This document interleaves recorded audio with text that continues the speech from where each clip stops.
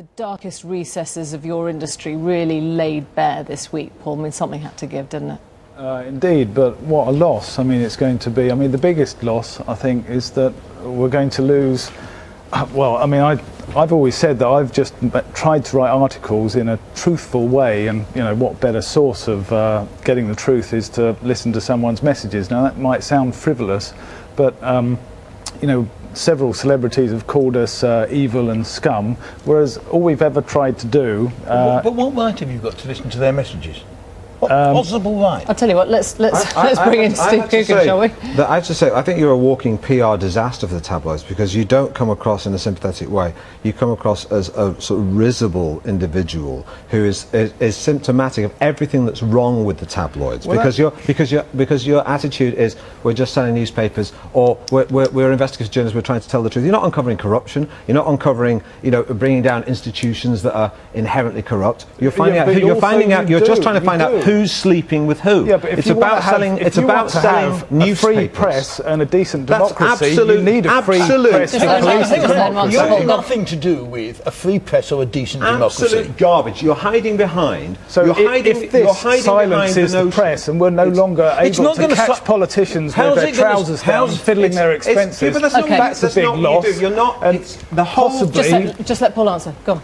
If this brings about a law that silences the press so we can no longer catch politicians lying and cheating to the electorate who voted them in, I've always said you were a small price to pay. Why I'm not a politician? Why go after me? Millie Dowler's relatives aren't politicians. Why go after them? It's morally bankrupt, and you are morally bankrupt. The whole notion of press freedom is a smokescreen for selling newspapers with tittle-tattle, and you hide behind this whenever it comes up. It's absolute BS. Yeah, but you've got a publicist, or you spend your entire life trying to get in the newspapers, trying to get in magazines, trying to get in movies. No, I don't give interviews to the tabloids. I don't do it because I'm interested in writing and entertaining the public with the comedy that I write.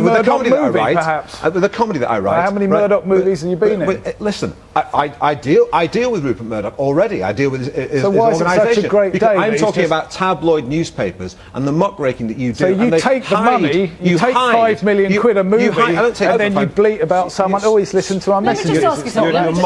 Let me just ask you something. If these means were used, for example, to hunt down, Ian Huntley instead of the Soham girls' families, would we find that less morally reprehensible? I put it to you, the answer is probably yes, right? You could see there are very occasionally, public interest cases, but most of the time, no. Yeah, well, most of the but isn't the point that as soon as you legislate... These guys just phone-tapped anybody they could think of. Do you know what I'll say about the News of the World?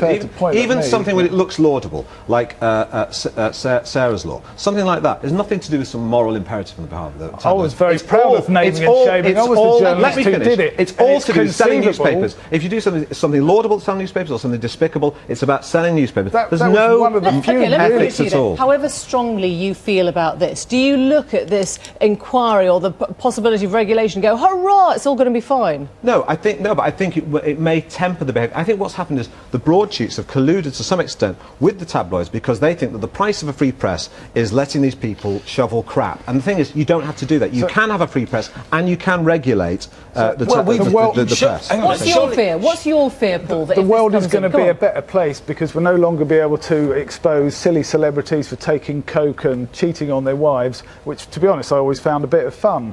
So what are you saying? The world will be a better place if you are regulated? But is that in the public interest? The only good thing about... Wait a second. Sat outside my house.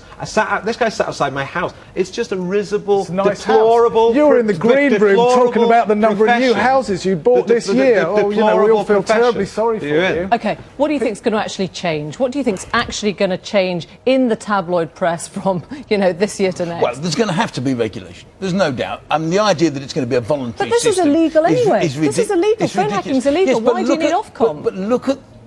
or whatever, a regulator, Well, if you look at broadcasting, these guys who sit here saying, oh, well, this is the end of the freedom of the press, it's nonsense. Broadcasting has always been regulated. And broadcasters do, I would say, a much greater job and a much better job than half of the tabloid press in serious issues. What he's talking about is just tittle-tattle. But you know what? There are a lot of times when the news of the world gets an amazing scoop and it exposes the thing that everyone wanted to know about, and then everyone's praising them, and the fake sheikh did this and we brought down them. Nobody complains about it then. Very occasionally. Hitler was nice to dogs.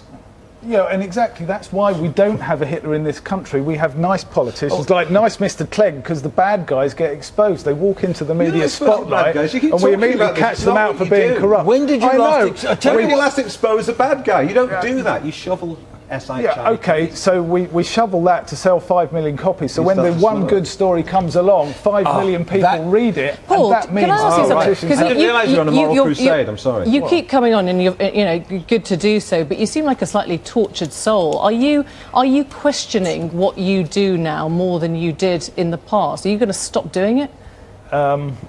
Well, no, I've always been a journalist, and I've always tried to write articles that titillate, entertain, and shine a bit of light onto the grubby, shallow lives that some people who present themselves in a completely different light. Can I just say that I've spent most of my life being a journalist, and I'm nothing to do with him, and nor are most. I don't think you're fit to be called a journalist. I think there are some excellent journalists, but you're not a journalist. You know you're not. Deep down, I just you keep keep trying to justify yourself. You keep being wheeled out this whole week because no one else can be bothered to. Do you think the public is still with you? Okay, Paul. There's a load of celebrities are just jumping on the back of this Hugh Grant. Haven't done a movie for 2 years. Celebrities were the people. Your newspaper and a lot of other tabloids and a lot of the right-wing press did not pursue this story at all. It was a one-column piece in the Sun the other day. Steve Coogan, just respond to that, because there are people saying, you know what, there are a lot of celebs out there who do court the press, who do love the paps. I'm not jumping on a bandwagon. I'm not going to make any money out of this. If I'm lucky, I'll cover my costs. If they give me any damages, I'll give it to some victim support group. I'm not interested in money. I'm not interested in the publicity. But the wider question is about using the tabloid press to put yourself out there. I mean, a lot of people do that. Do you know what? The News of the World never wrote another word about me. I'd be delighted. Or its successor, the Sun on Sunday. I don't court them at all. Yeah, you do. You walk down a red carpet and you pose at the cameras, and the News of the World photographers. Last question: is the public still with you on this? Well, sadly not, but you've got to get rid of the emotion so you can think about it rationally, and the world, Britain will be a poorer place without it. All right, we've got to end it there. Thank you all very much. Thanks for coming in. Well, the revelations about